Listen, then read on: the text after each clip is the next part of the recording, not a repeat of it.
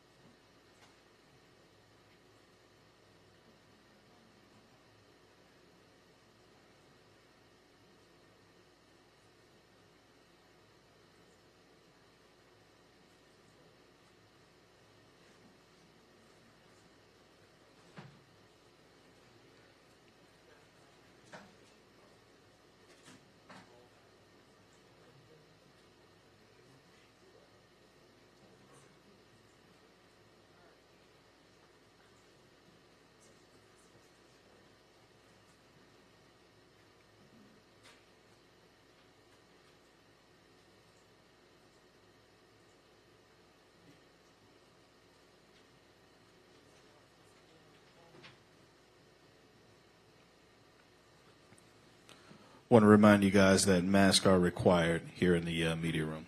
Thank you.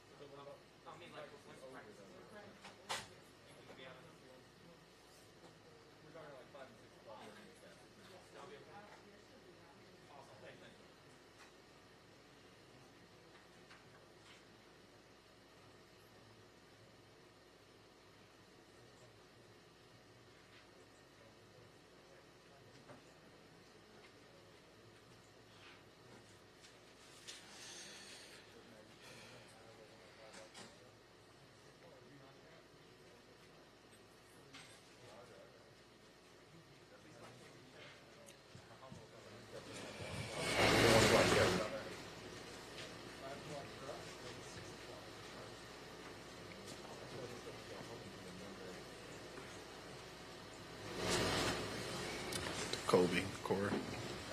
Good, man.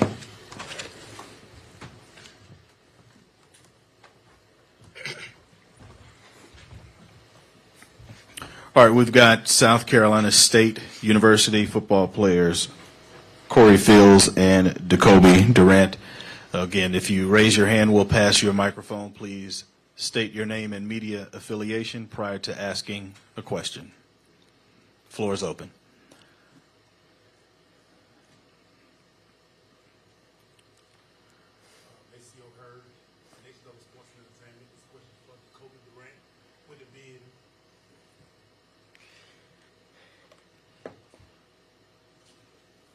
Oh, yes, this question for Jacoby Durant. Maceo Hurd, Next Level Sports and Entertainment. First of all, gentlemen, welcome to Atlanta.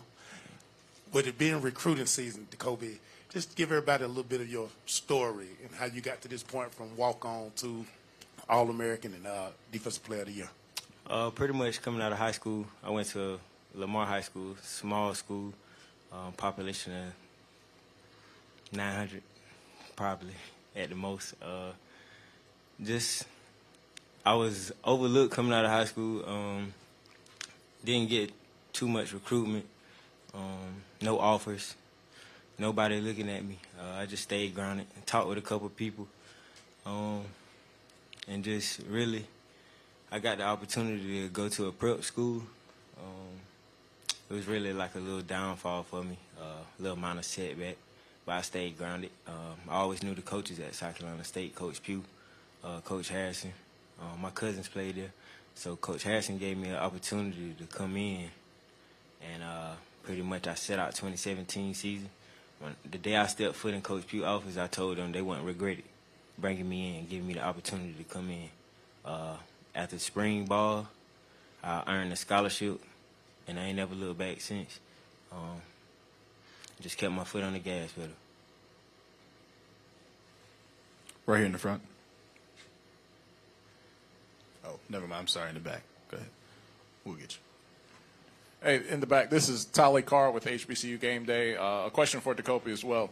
You're going to face an offense with a pocket quarterback, a lot of weapons on the perimeter.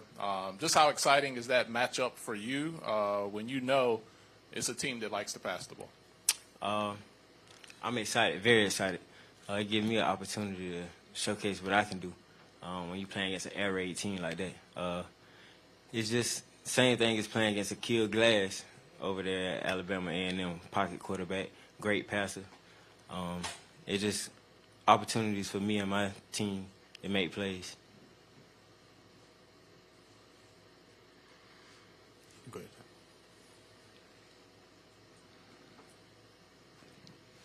Rick Henry, WSTV, Columbia, South Carolina. Jacoby, coming from a small town like Lamar, what does it mean to you to be able to play in this stadium, in this city, national television, and also just how excited are your family members, all of your friends back in Lamar? It means a lot. Everybody don't get this opportunity from Lamar. Like I said before, a small population, and pretty much a great support system. It's a football town, so me getting this opportunity to play on the big stage, ABC, everybody looking at me, watching, everybody here, it's going to be great. I'm putting on for the town of Lamar. Go ahead in the back. Yes. My name is Dwayne Nash from HBCU Sports and Hero Sports. This question is directed to Corey.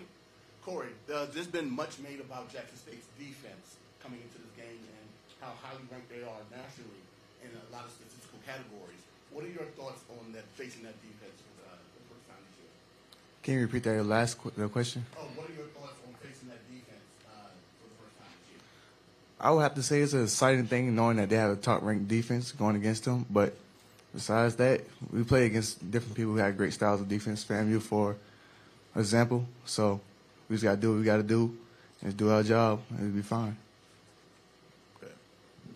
Wilton Jackson from Sports Illustrated. This question is for both you guys, Jacoby and Corey. What has been the message that Coach Pugh has stressed to you guys just preparing for this game, whether it's, the Celebration Bowl in general and just preparing for the game overall, from an X's and O's standpoint? Just pretty much knowing that we get this opportunity to play in the Atlanta Falcons Stadium. Don't be stage fright, you know what I'm saying? Just come in and play. It's another game. It's a bowl game. It's a big game for us. The lights is going to be bright. Sold out game for HBCU coaches. So don't let the bright lights get to you. I would have to say all week, Coach Pugh just saying, finish and do what we do all year and just get through the year and just finish. Hi, I'm Kanika Cabarrus with Next Level Sports and Entertainment right here. We've been following the season all season long, being the only Black-owned sports network. So what is your message to top talent about why they should choose the HBCU experience instead of other institutions? I say it's a culture thing. You don't have to go to a Power 5 school to make it. You know what I'm saying? If you good, they'll come see you. Got time for two more questions. Jared Bell, USA Today. It's for Corey. When you think about the journey this season for your team, you guys started out with some losses, and now you're here. What does that tell you about the makeup, the resilience, the character of your football team? What has impressed you the most about that? I would have to say to deal with the adversity. We had some injuries at the beginning of the season. That's no excuse for the losses that we had. We just played our game, fight through adversity, control what we can control, and that's going to practice every day, getting better. So on Saturdays we can perform and finish games at the end. In the back. Hey guys, Cam Gaskins with ABC Columbia. This is for both of y'all. Obviously going into this game, a lot of the media attention has been on Jackson State and Deion Sanders and just his name and everything. Do y'all feel like you've been overlooked a little bit in the conversation of this game? And if so, Any sense of a chip on your shoulder, or do you just kind of try to drown that out and ignore it? Pretty much we play with a chip on our shoulder all year. We're overlooked, especially coming into this game. All the hype is for Jackson State. It's going to be a showdown. I would have to say we've been underdogs all year, so we keep that chip on the shoulder, like Kobe said, and just use it as a motivation on Saturdays. You got one more? That's it? Thank you, guys. We appreciate your time. Thank you.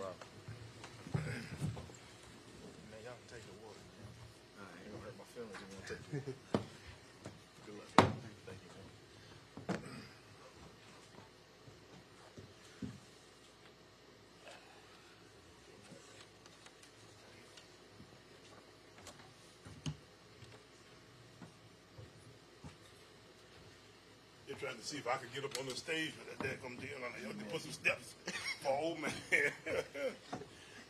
Hey, Rick. Good. How was the rest of y'all? Let me see if I can sit down here. We just have, hey, gentlemen, how are you all? Thanks so much. Ladies. All right, we've got South Carolina State head coach Buddy Pugh. Coach, if you don't mind giving us an opening statement, and once you're done, we will follow up with questions. It's all you. Thanks a bunch, guys. Thank you all for coming. Appreciate you coming to check on us. We've been going through a neat week here at the Celebration Bowl. I got to first thank all of the sponsors, all of the operational folks, starting with John Grant. John is the executive director of the Celebration Bowl. John has done a fantastic job of running this thing. I've been involved with other bowl games, and I can tell you that this is as well run as any game I've ever been associated with. The sponsors, starting with John Dwyer from Cricket Wireless, the Coca-Cola folk, the Delta came in there in Columbia, brought all their top-notch people in and flew us in from Columbia to Atlanta. That was a fun little trip. It was kind of fun in a way because, I mean, we bust the Delaware. I mean, so you come back and take the plane to Atlanta. You know, it was truly an exciting kind of opportunity that way. So we've got to thank all of the folk that are involved here with the Celebration Bowl and say that it was truly a pleasure to be a part of this particular fair this way. And we look forward to seeing if we can come out on Saturday and play against these Jackson State Tigers. Everybody knows Jackson's the favorite. We all know that they've got Dion and all of his highfalutinous and all the different kinds of stuff. I was a fan when he was playing for everybody, for two teams. He played football, basketball, and baseball, and track and golf and all that kind of stuff at the same time. So the guy, you know, is probably the, I guess maybe top all-around athlete maybe of all times as far as I can remember doing our generation here. So the guy's been fantastic as far as his athleticism and his play and all these different. And then on top of that, then the guy comes in, you know, and makes the coaching game look easy. He's been here for less than a year, and he's won all the top awards. I've been coaching for 45 years and hadn't had, you know, some of these accolades and stuff of that kind that he's had. So it's been a fun run to see him rise to the top of the league, and he's done a little bit for us all. I gotta be honest and say that I'm sure some of the numbers that we've had as far as the record ticket sales and that kind of stuff are somewhat, I guess, dependent upon the fact that, you know, that he's got there doing what he does. But South Carolina State folk have done a nice job themselves. We've been extremely excited about this thing. The build up from the time that we won our conference to now, you know, has been tremendous in the way that our fans have gotten excited about and done, you know, a great job of coming together and being a part of this thing too. So I'm looking forward to seeing our fan base out there against their fan base, along with the fact that our team is going to be against their team. Our band is going to be against their band. So this is going to be a fun experience for us all. So I'm looking forward to this and many, many more Celebration Bowls to come, because I think we've got something here. I think we've got a model that might be good as ever. Y'all ready for me to shut up? Rick? No, yeah, I know you are. Okay. The floor is now open for Thanks questions. so much, everybody, for being here again. All right, let's go, Yes, sir. Rick. Let me do that. All right. We'll go in the back. All right. Joe Cook, WAPT, down in Jackson. Good to see you again, Coach, right here in the back. Where you at? Raise your hand. To your left. Right here. Oh, I got you. Go for it. Yeah, Coach, what kind of challenges does Jackson State present on, both sides of the ball for your team? Well, defensively, they've got a little more defensive line than any usual championship subdivision team this size ought to have to try to block. They're extremely highly skilled in the secondary, so they can play a lot of man coverage on you and make you, really hurry to get the football off because you don't necessarily have very much time. Their defensive front's so good, so you don't have much space with your receivers because of the fact that they do such a good job of playing tight coverage on you. Then you don't have much time because of the pass rush. So they've given up 21 points a game. The max points, they've given up is 21 points in a game. So you're talking about a situation where they don't give up any points and they score pretty good. And then on top of that, their defense scores points on you too. So they hurry up and get you a little bit out of your norm, out of your regular, and get you into a point where you get out of your comfort zone, and then they make you do something that's out of character for yourself. So you end up giving up a score, something of that kind. You give up a score in the kicking game, some of that kind of stuff. That makes it really tough for you on your offensive side. Then defensively, their offense versus our defense. The kid throws the football around. He can make all the throws, and he's got an all-star cast of receivers and skilled guys in general. So, they give you all the different kinds of pressure. They can block you up front on the offensive front so they can run it. They don't run the ball, any unusual amount, but they can throw the hang out of it. And, you get to the point where, you got to really back off them a little bit because of the fact that they got so much speed on the perimeter, that kind of stuff, that it gives you, a tough time. So that's kind of my breakdown of what, they're about as far as an offensive and a defensive style football team. Coach in the very back standing up. Coach, back here, Matt Vereen, Watch Fox Columbia. Just what does it say about the character of your group, the way the season started at 1-4, to be able to end the season here at the Celebration Bowl? It says that, that they are a tough, hard-nosed, resilient bunch. And I'm as proud of this group as I've been of a team. We were 0-2, 0-1-3, 1-4, something like that. We were down for a long time, fighting our way back, trying to get to 500.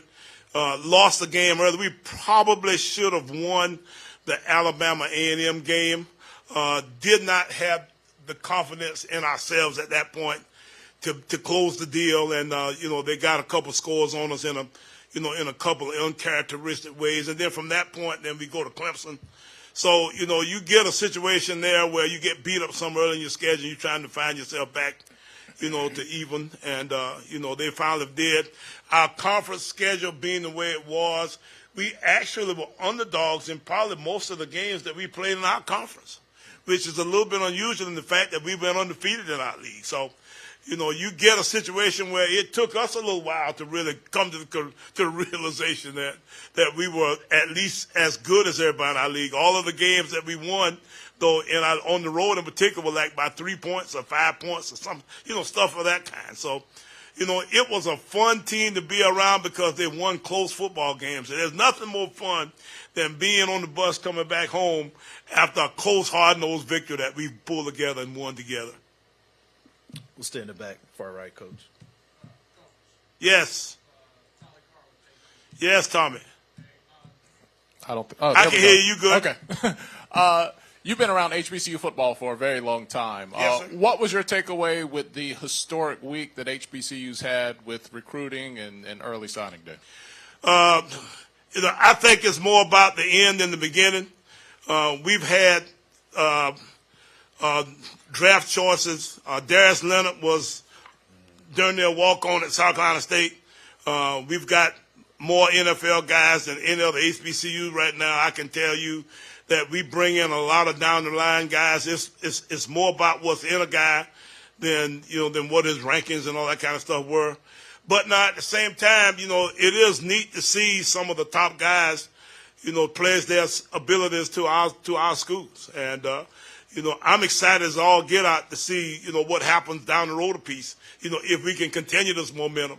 I'm hoping it's the beginning of something in the future that will give us all, a little bit of an opportunity to get involved in that game some. But now it's still a league that's a little bit out of our league, but we do feel like our main ability is developing the down the line guys into guys that are just as good as some of these guys will be in 4 years. And that's the pride that we take in our guys and the fact that we think we get a better guy in the end than they had in the beginning. Second row to your right. Hey, Coach, Jared Bell, USA Today. Can you tell us a little bit about the message that you have for your team coming in here, maybe as just some of your players said, being overlooked, overshadowed? What do you tell them, and does any of that draw on what you've kind of preached to them throughout the adversity of this season?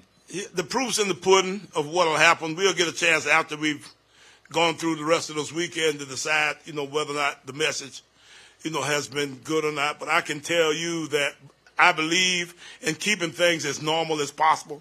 We'd like to try to make this week almost exactly like a regular week, as far as how we do things. I don't want to get them out of their norm.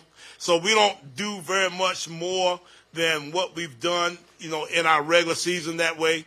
So our routine, they want us at the stadium like 3 hours ahead of time. I said, listen, the longer we're there before, the longer we got to mess up before it's time to play. Okay, let's see if we can get there the latest we can. Let's see if we can get in and get dressed, get out and play a little bit. We get up in the morning, we meet a little bit, we eat a little bit, we go play. Okay, and all that kind of stuff I want to be kind of the same as it would be if we had, a regular season ball game. So all of the stuff that we deal with here, hopefully after the day will go away in a way where we'll only be dealing with the regular routine.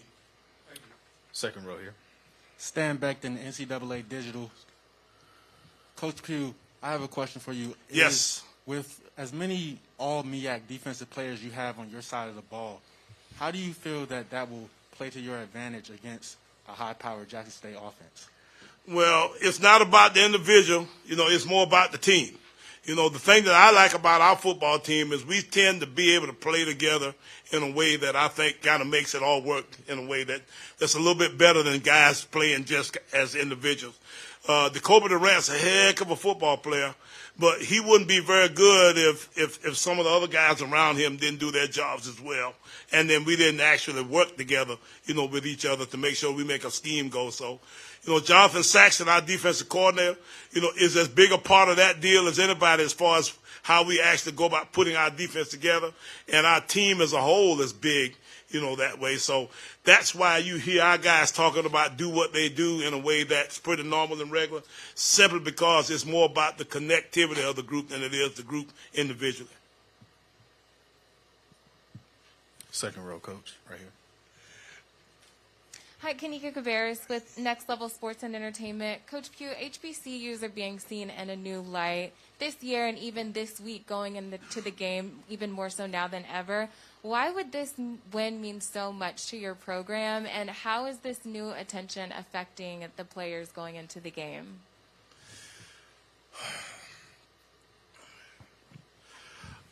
The attention that we get from this particular game for us is not that much different, except for this one little deal today.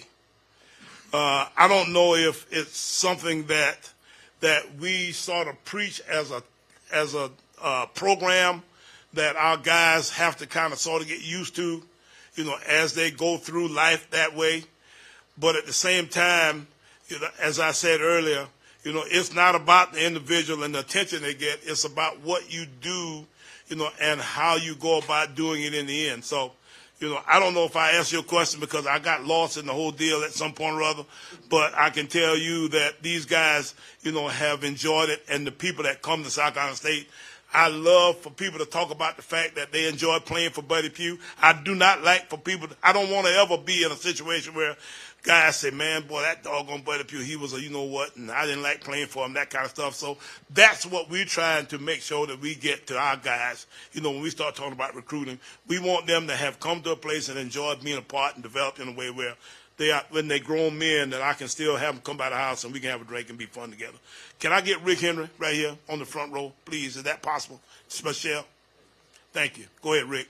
You can ask the question. I can hear. All right. Well, look, just how valuable is this exposure to your team, especially when it comes to recruiting? It's valuable. It's almost the same deal, but at the same time, the main message that I want to get out to people is the fact that South Carolina State does a good job of developing its young men in a way where, they don't. I've been trying to not say this, but we don't wear our hats in business. I mean, we don't do things that some people do in other places. So, we feel like it's important that we do things in a way where our guys can go out and earn livings and do things, on a regular basis. Everybody's not going to have the opportunity to do some of the things that some of our people can, some of our top-notch high-ups can do in life. So, we want to make sure that we give the regular folk in our, program an opportunity to go in and do a nice job of making a living and doing a good job for the rest of their lives. In the back, Coach, standing up. Hey, Coach, back here. Cam Gaskins with ABC Columbia. You told us earlier in the week that this team has never played in a stadium like this, has never played in front of a crowd like this. What do you say to them to try to get them ready? I know you had practice yesterday so they could kind of visualize it, but how do you get them prepared for just the moment that's going to be coming tomorrow? Well, a lot of what we'll try to do that way, we'll start with today. We'll bring them in here and give them a chance to kind of walk around a little bit and look around a little bit and do some of the stuff to acclimate in a way that they won't be so starstruck by the process, by the stadium, by the facility tomorrow. But now we played at Clemson. We played last year at the Tampa Bay place. We played at. We've been. Our guys have been all over. So it's not like they're going to be in a situation that's going to be so far out of the norm that that we be just totally starstruck by the affair. So these guys will be okay. We get in here, and I've said a million times to our guys, say, we do all the jumping up and down. We do all the hype stuff. We do all the kind of stuff that we do to get ready for a game. And then, boom, they kick it off. In about 1 minute, you hit him, he hits you. It becomes 59 more minutes of just regular football, and the best man is 9 out of 10 going to win the football game.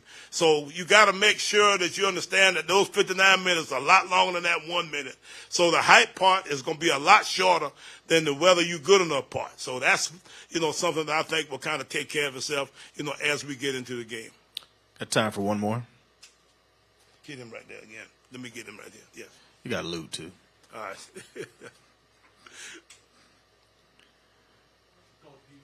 Back here, right here. Yes. Talking with some assistant coaches and some players today, when asked about what the culture of the program is, they bring up the hardworking nature, that bulldog way, and they say, yo, coach's first one in, last one out. What motivates you and drives you to be that type of a coach? I enjoy it. I love doing it. You don't do what we do because somebody makes you do it. You can't make a guy lift weights if he doesn't want to lift weights. You don't make anybody do something that doesn't seem to be a total, complete joy to them as they go about that process. So the reason I go to work in the morning, I can't sleep. I hadn't had a good night's sleep in, maybe 25 years. So at that point, then I get up and I go to work. It's more fun for me to go home, and hang around a little bit and make sure everything's right and then go back to work. That's just kind of how it works. So you don't have to worry about, my office ever getting cold from lack of use because, I'm there all the time. That's just kind of the way we do things. I used to be able to play golf until I got hips and knees and all kind of other stuff. Now all that stuff has kind of gotten uncoordinated in a way that I don't like the way the golf ball looks after I hit it. So at that point, I just go on about the fact of finding something else that I can do to entertain myself. Working's one of them. I watch film. I get every NFL tape of every team every week. So I get a chance to see all those guys and what they're doing, the cutting edge stuff they do. So I enjoy watching football. That's what I do. Coach, we got two more. We'll start here with Luke. Luke Williams, coach from the Black College Sports page. Hey, how you doing, man? Fine.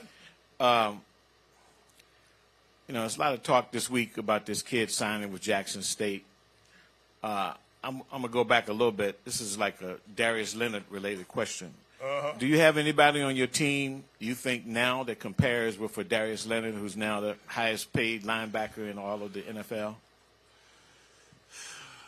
Well, I got something that I hope would be, but, that I didn't know Darius was what he was until now myself. So, that's kind of a tough deal to evaluate. It's obvious that I'm not necessarily the brightest or the sharpest tool in the shed when you start talking about, figure out who can. I got guys playing the league right now I didn't think could play for us.